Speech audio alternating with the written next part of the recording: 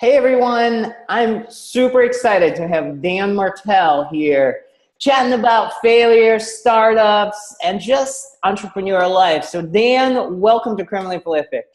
Dimitri, thank you so much. Super honored to be on here. Appreciate the opportunity, and I'm excited. So am I. So I want to kind of just dive right into it. You had this amazing journey, like really inspiring story when I heard it the first time. And you're very fortunate, and you meet it, and you meet it in the emails you send out. I'm on your email list, and I get those emails, and I'm like, wow, this guy has just been through so much, and he's built all these businesses. But I want to kind of go down to the level where you were starting your first real business. Maybe it was Spheric Technologies, maybe it was another one, but I think Spheric, at least from the research I did, was one of the first ones. And the first one that succeeded, let me say that. Succeeded, okay. Yeah. And so I kind of want to focus on the failures up in the stage where you're building the business up to, like, say, 20K a month or something like that. That stage of trying to prove the revenue model and keep that churn and going the right way.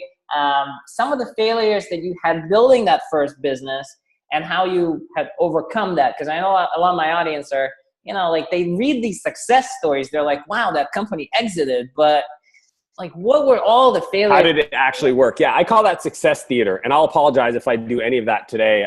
It's not my intention. The truth is, it makes for a better story, right? Like if we told you, like, all of the ways the sausage was made, it would probably not make for good content. So first thing everybody needs to know is I feel like computer programming, and entrepreneurship saved my life. You probably know my story, but I went through a lot of really dark moments growing up, a lot of self-worth issues, depression, got put in a group home, foster home, ended up in drugs when I was 13, jailed twice by the time I was 17, and almost took my life in a high-speed chase when I was 17, and rehab for almost a year. And it was in rehab at 17 that I discovered computers, Java programming specifically. I got out the internet, which turned out to be kind of a big deal. And I feel blessed that my life, I've gone on now to have hired over 500 people for my companies. I've built 3 startups and exited. The first 2 are complete failures. We can talk about those. I was fortunate to have guys like Mark Cuban invest in my company.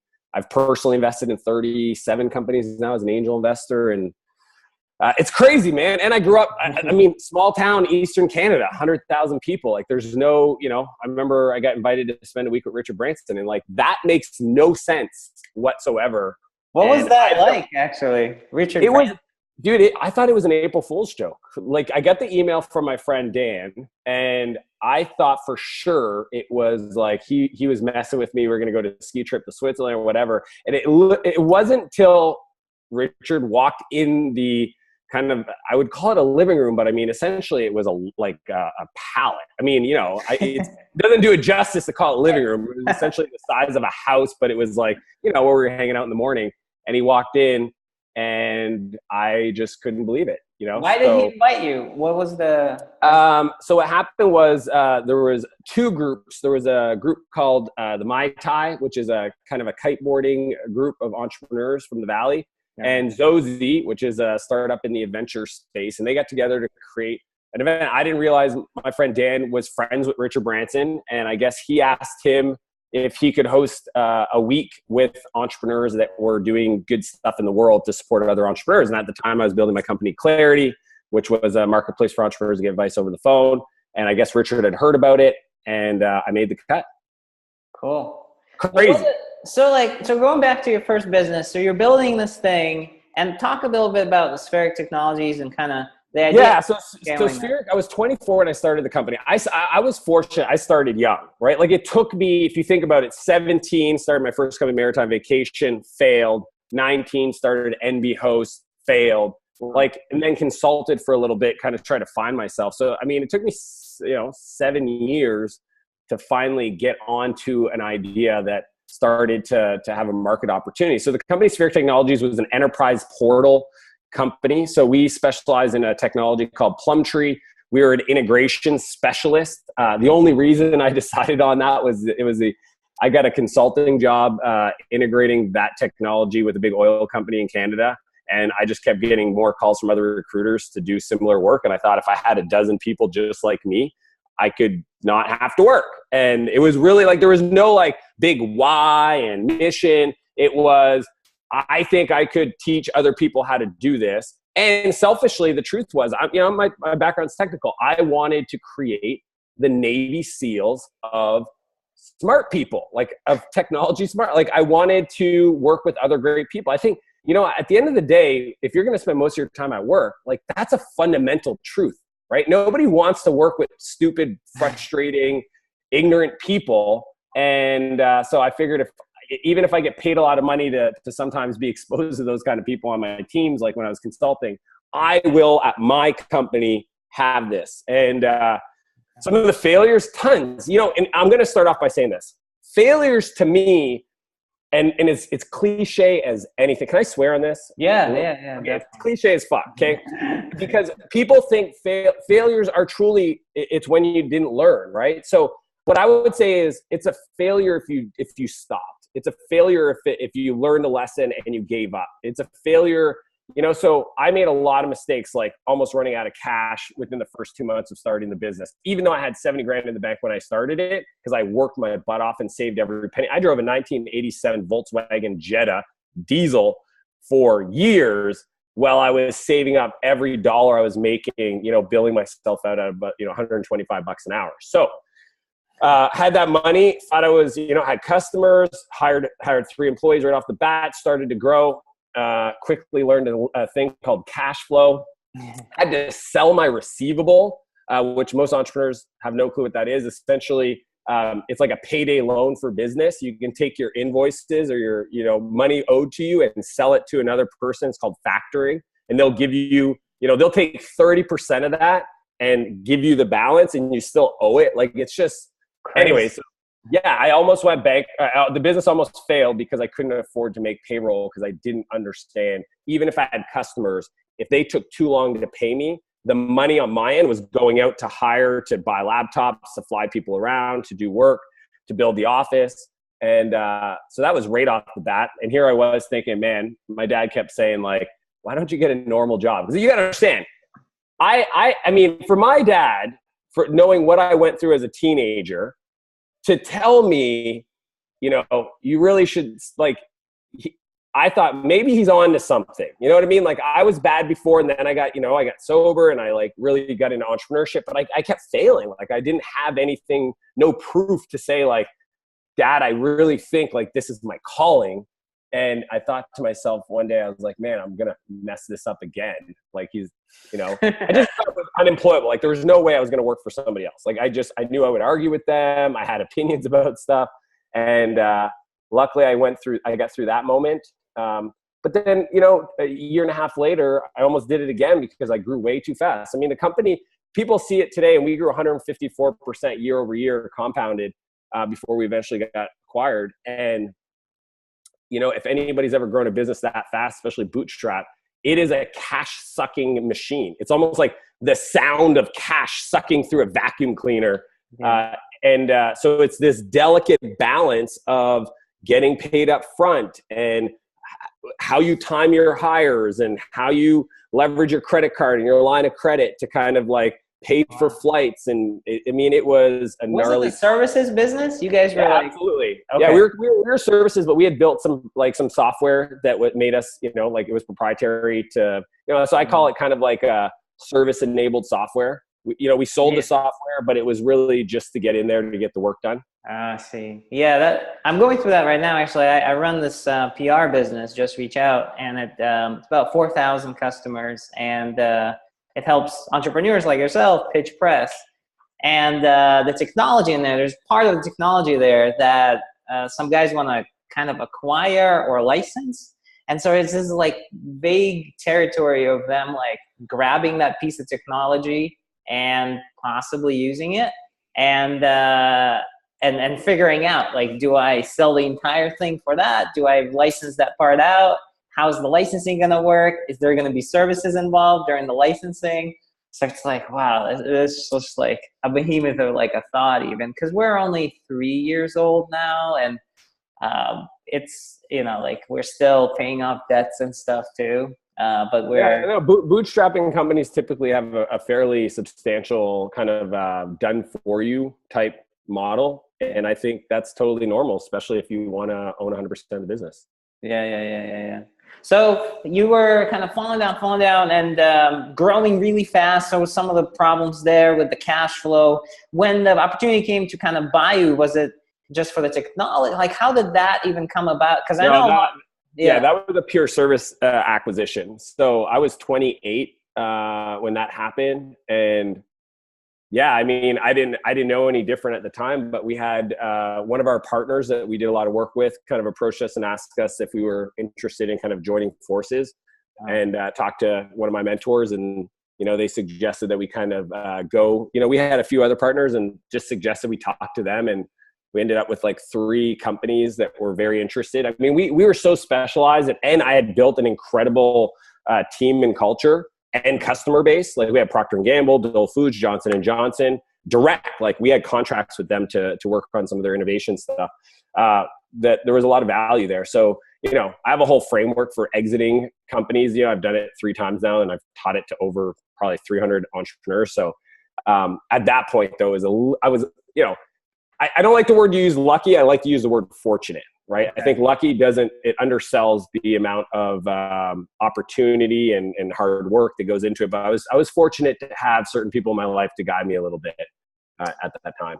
How easy is it? Not easy, but how much of a focus would you put on exiting for like the business itself versus just somebody grabbing the technology for a typical business? How would they assess that and figure out? Yeah, usually there's kind of 3 components, right? So I call it the white space, right? So companies, so if you think about like a square, and you got the big company and a little square here, and there's kind of like 3 rays of reasons companies buy other companies.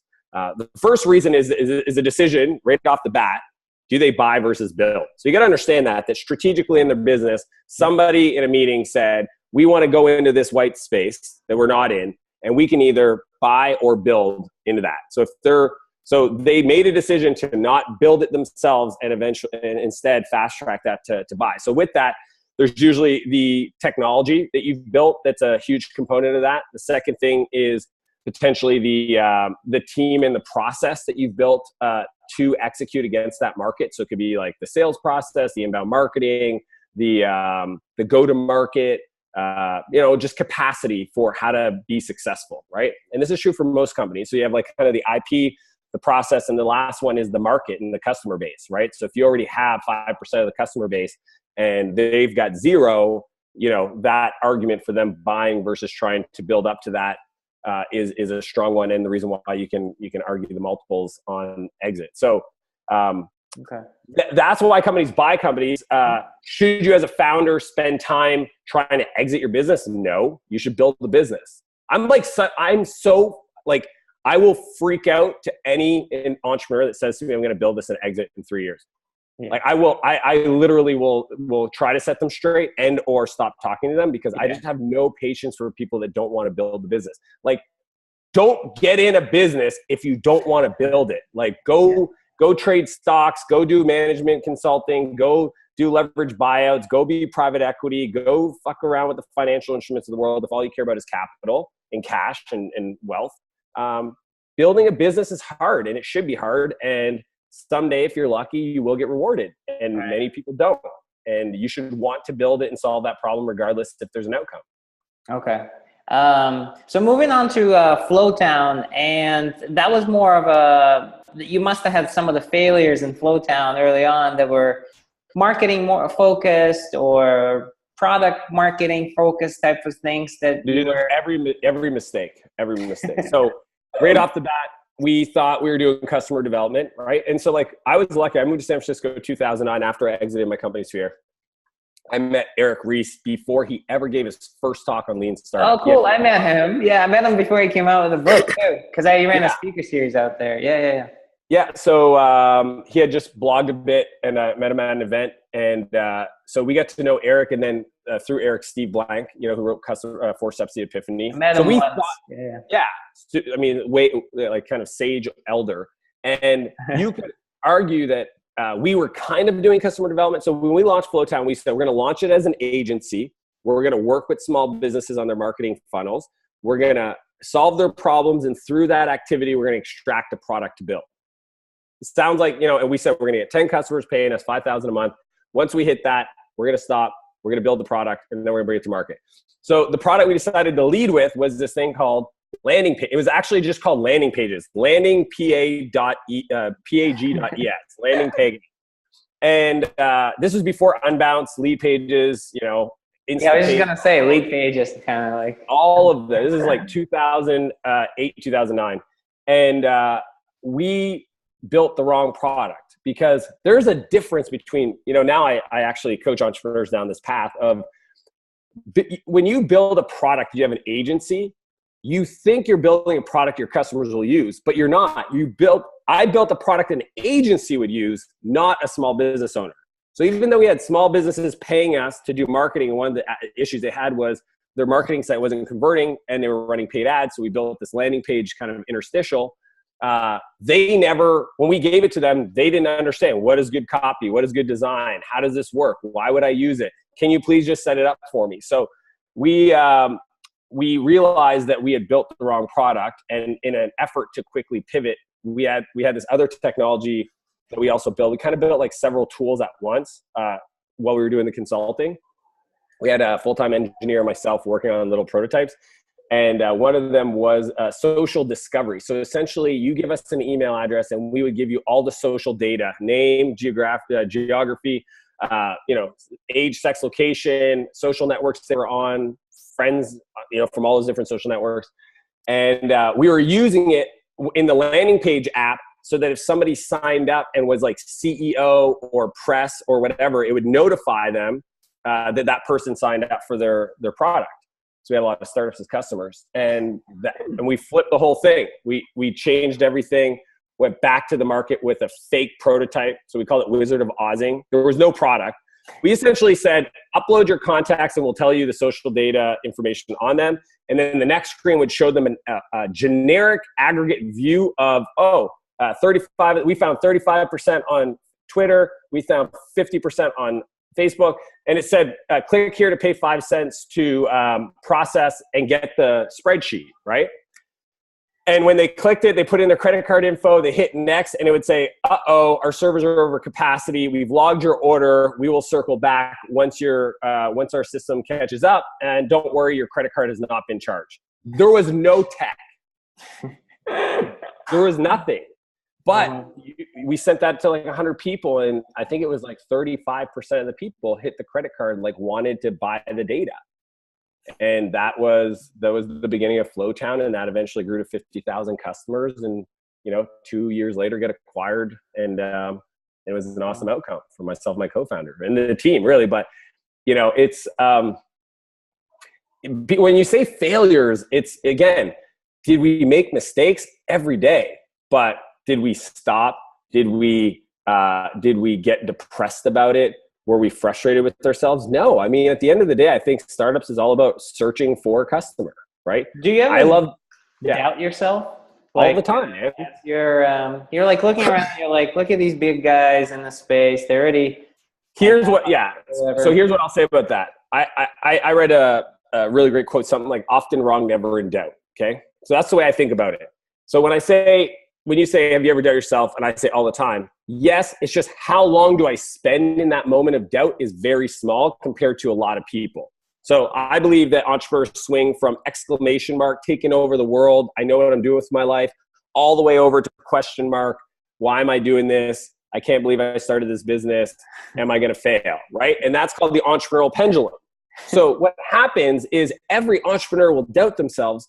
But what I've learned to do is get over to the certainty side, right? So even though I might swing in a moment, get an email from a key employee that quits, or one of my investors that I thought was going to close decides to back out, or have a major partner decide not to deploy the technology for 6 months, or whatever it is, instead of getting over into this doubt mode, I quickly get over to the kind of the certainty mode. And when you have big companies, like I think that's what your question was, like we had Google, when I built my company Clarity, which was after Flowtown, we had Google enter the space, okay, with helpouts. It was essentially Hangouts, but helpouts for experts. I remember that. Yeah, exactly. So every one of my investors email me, Dan, what are you doing? I had like hundreds of emails, all my customers. What are you guys going to do about this? Here's the advice for everybody watching this. The one question you got to ask yourself as an entrepreneur is, do I care and am I more passionate about solving that problem than my competitor? And if the answer is yes, then who fucking cares? Like, that's all I had to ask myself is, do I care more about helping entrepreneurs get connected over the phone to help accomplish their dreams and goals and move them forward? And I would fight people for that vision. You know what I mean? And I knew in my heart, there's nobody at Google, product manager, engineer, whoever funding, some guy, vice president funding the project, like they didn't care, and they're Google. So as long as you care, and not the solution, problem, okay? If you care about that problem more than anybody else in the world, then it's your responsibility to push it up that hill and continue working on it. Now, if the answer is no, go find one that you would care about it. But that's the way I think about it. And how do you deal with people turning away from you? So they were following you one day and then they're leaving you, or they're losing, like they're not seeing your vision, they're not behind you anymore, and you're kind of more of a lonely entrepreneur. So you're like pushing ahead. You have these people behind you, then people start leaving and leaving and leaving and leaving. You're like, I'm really passionate about this problem still. I'm still pushing ahead. I'm going to try and find more people. But how do you reason about... if that's happening, you have to, no matter what happens in your business, you have to be 100% accountable for it. Like, period. Zero, like, extreme ownership, if you want to use Jocko, the Navy SEALs book title. Like, if somebody's leaving my company, I don't care what the circumstance is, it's my fault. Yeah. You know what I mean? If somebody doesn't move forward in a path that I think they should, then I miscommunicated, I didn't do something. So step one is, what are you missing that's allowing people not to connect with your vision and your mission and letting them leave? And so there's let's learn. That's why I say mistakes are only moments when you had something bad happen and you didn't take the time to learn. But then it's like, okay, what people need to understand is everybody's living in their own little world. Like, and those people have their own construct of how the world works. And just because they don't see what you see doesn't make them bad people, shouldn't get you all frustrated. It's just what it is. So at the end of the day, it's not that I'm unemotional about them. It sucks, but that's their thing, not mine. It's like when a customer, somebody doesn't buy your product. Like, I'm sad for them because I know I could have delivered incredible amounts of value for them, and they decided for whatever reason to go with a different solution or do nothing. Most of the time it's a decision to do nothing. And I'm just sad that I can't serve them the way I knew I could have if they would have kind of came along. So, I would say in every company I've ever started, at the end of the day, the size of the team, 3 times as many people came and didn't perform. Okay. So that means either they left on their own because they felt like, man, I'm way in over my head, or we asked them to leave and we have a very structured recruiting process. And I'm okay with that.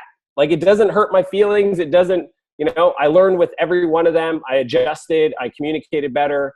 I understood how to connect their actions to our vision.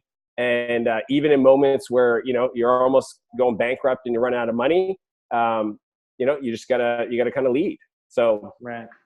What do you, so jumping on, so you're building a business, and say you've proven you can get some money month over month over month, and say $10,000 a month. You're at that stage, and you're trying to get to a point where it's sustainable and it's growing faster. And a lot of people, like in my space, PR churn is a big problem, and a lot of SaaS businesses struggle with churn. People sign up, they leave. Now you have investors and everybody who values that business looks at it, and the first thing they say is like, what is your MRR and how has it been growing month over month over month over month? If you cannot show insane growth, amazing growth with monthly revenue, then it's like people look down at it, they kind of discount it, they're kind of like, nah, you're not doing something right. And so how do you think about that? And also, what is your advice, your main advice for people that are struggling with churn, trying to get MRR up month over month over month, primarily for SaaS businesses? Well, first off, I actually have a mental model for how I think of SaaS. If you think of a triangle, it's got kind of four major pillars. On the left side, you have attract. So how do you get people to show up that are qualified, interested, in need of the solution you have? On the right side of the triangle, you have convert, which is how do you get those people from a free trial to a paid account, or from a demo to a paid account, or from a webinar to multi-year licenses. And on the bottom is expand, which is all about churn correction, customer success, and then kind of like advocacy for your product. And in the center of the triangle, there's scale, which the way I think about this is it pushes on all sides of the triangle to expand it. And it's all about, having a compelling vision for your company, harnessing talent, finding flow for the founders. So that's my mental model to think about software. So the churn question fits in the expand side, because you can't expand your revenue, or what's called expansion revenue, if you have big holes in the bucket of people coming down. Now, there's 4 reasons, most founders don't know this, there's 4 primary reasons that people are going to churn from your product.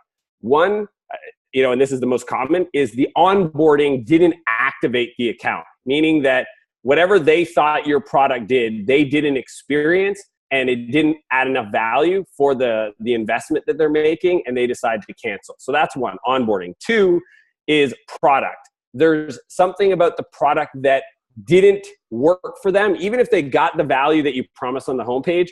Maybe there was a report, maybe it was the data they didn't trust, maybe it was the inability to invite colleagues to collaborate around it. Whatever it is, there's some product feature missing that caused them to churn. The third area is credit card. Some startups have 12 to 15% of their churn happen just based on financial payments, credit cards expiring, churning, dunning. So that's a big area of opportunity. And then the fourth area is, especially for like mid-tier and higher end, is your champion left the company, and or the company went away. So I just call it champion. And it's all about, people changing positions within a company, moving jobs to another company, and or the business failing. So there's no champion anymore within the company to keep deploying it, right? Okay. So if you don't understand those 4 buckets, then churn just looks like this global number, and it's just not, right? Yeah. You could even get a little nerdier and think about like the segment of marketing where those accounts came into, and they're going to churn differently. The price point per account has a different churn attribute, right? So it's hard to talk about it because there's many different aspects. In regards to the solution, the global one for anybody watching this is deploying a framework I call the Member at Risk Monitor. Okay, so MAR Monitor, Member at Risk. And what it is unique to every company. And I wish I had visuals I could draw it out for you, but it's a few key areas that you got to ask yourself, what would need to be true for you to know or feel like this account's going to churn, right? So the easy stuff is they haven't logged in a while, right? But you can even go a little deeper and say, okay, these are my awesome customers. These are people that are super happy. They've been with us since day one, and they're very unlikely to churn. What's true about their journey in my product? And then how do I map back to activities and feature usage and engagement that all users should do, and then I can score them. So the monitor, the MAR monitor, the Member at Risk Monitor, is a quantifiable number that tells you kind of their customer happiness index, right? Like what's that number? So that way, if you have a customer success team, or as a founder, you want to be proactive and reach out to some accounts, you can actually rank order them based on highest likely to churn. And if you just did that, you would learn the 4 deficiencies that I talked about around, onboarding, product, credit card, and champion. You would learn which one of those is the primary reason that people aren't active using that monitor, and you could fix that way. But that's my short answer. That's awesome. I actually, number 1 and number 4, maybe the Dunning one was great, because I attacked that. That was the lowest hanging fruit. I have Barometrics, and I use something called Churn Buster. And those guys are great, and those just like take care of a lot of the churn just because the credit cards are running. And then the inactivity, I've kind of figured out to do notifications at the right precise time. And so people get notifications to come back to the system with the right value prop. And that has helped a lot. I'll give you guys, this is on the cancellation page. Okay. If you guys want a little tip to reduce your churn by like 10 to 15% of the total churn, add the total amount they've already invested underneath the cancel button. So you've already invested $437 in product name, and bold it, because humans have this kind of like this psychological kind of like investment bias, right? Or loss bias. Like they don't want to lose something they've already paid for. And you can just add the total and it'll reduce your churn just by adding that on the, it'll remind them and say, you know what? I really haven't given this thing a fair share or fair shake. I really need to get my team on it. I know it's good. I know I've been busy. I don't want to lose the fact that I've already invested this. Let's just get it done this time. Being busy is the number one thing for me. Like these guys don't have time to do PR and pitch press. So they're like, Dimitri, I'll come back later. I'll start doing the pitch pressing later. And I'm like, you just do it. Just do it now. It'll take you 10 minutes. And so, yeah, I've been playing a lot with that cancel page, actually. I put like myself crying on it. I put all sorts of crazy stuff on it. That's cool. How do you stay quiet in a noisy world that we live in? You know, I'm a big fan of structure over preference. So I think a lot of people in general wake up and they kind of decide like, what do I feel like doing? You know, and the way I think about it's kind of similar to like an athlete versus just a normal person. Like an athlete doesn't wake up and ask themselves, do I feel like training? Do I want to run? Do I want to stretch? Do I want to do an active recovery or whatever it is? It's scheduled, right? And that's the structure part where most people kind of don't have any structure and they wake up and it's a preference thing. So for example, how do I stay quiet in a noisy place? I do a lot of stuff. I don't have notifications on my phone. So I turn off all notification jewels. Same thing with my laptop, no notifications, no notification jewels. The only people to get through is my wife and my assistant, Stephanie, so that if there's anything pressing, like 911 stuff, they can get to me. For the most part, I don't answer my phone unless I expected the call. Let it go to voicemail. I have a lot of stuff built in my life to create a distraction-free zone because I have ADHD, super proud of it. It's my superpower, but with great power comes great responsibility. So I created the structure to allow me to deal with that. Right. I feel like most entrepreneurs get distracted the minute they get to work with email or something. Well, they're dumb. Like, seriously, I'm going to call you and I love you and I want you to succeed. But if you are going to give up your vision and dreams and goals for other people's, you're stupid. I mean, the inbox is the world's global to-do list on you. Yeah. Like that is a public distraction mechanism that anybody that can guess your email has permission to bug you. And if that's the way you attack your day, come on.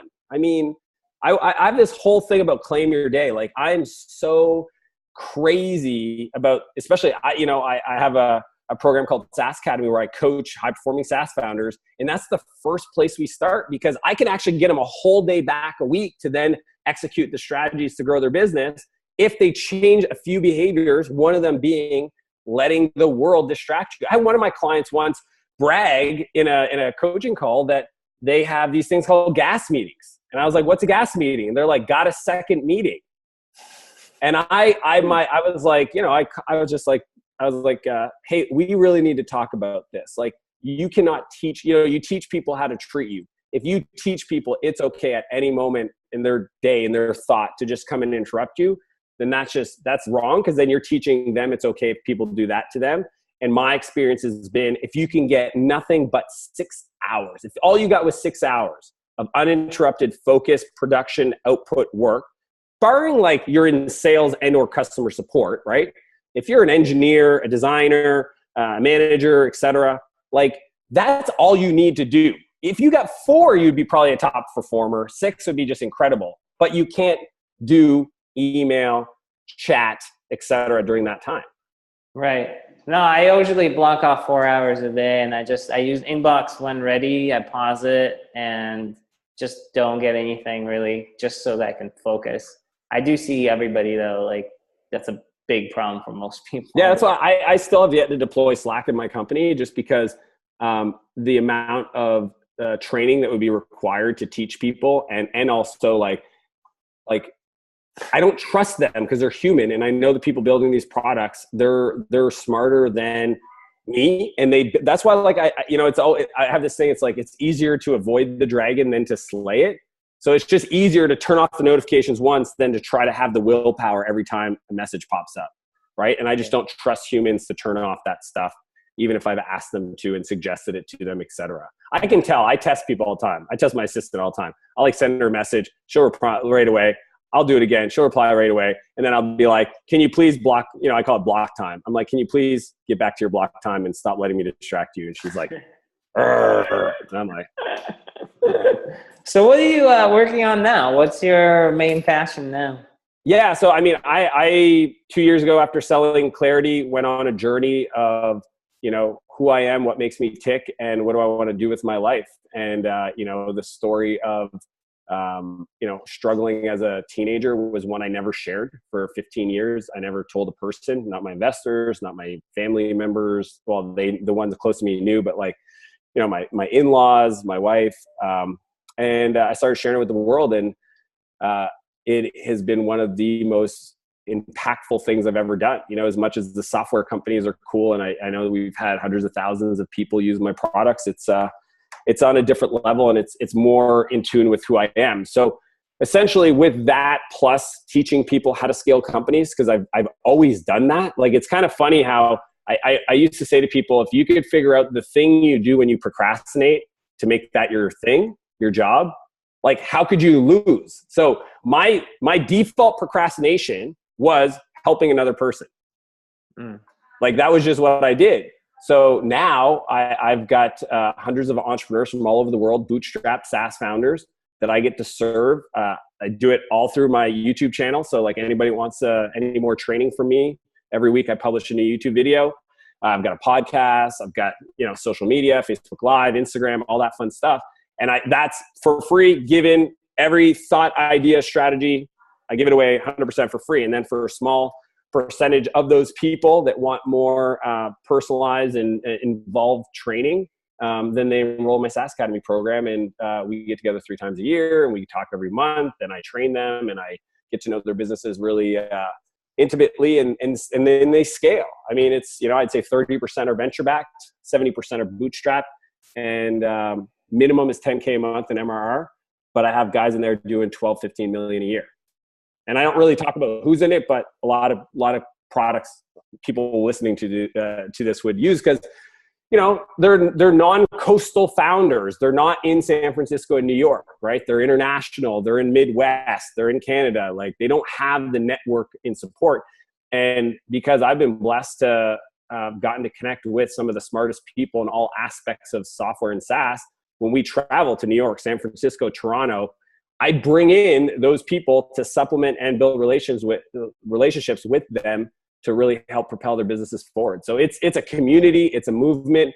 They're all incredible people, and it's just neat that that's what I get to spend my day on. But I mean, it's not that's not a full-time thing. I got 2 young boys. I still do a lot of investing. I've got a few companies that I'm co-creating is probably the right word, where I'm not the CEO, I'm not the CTO.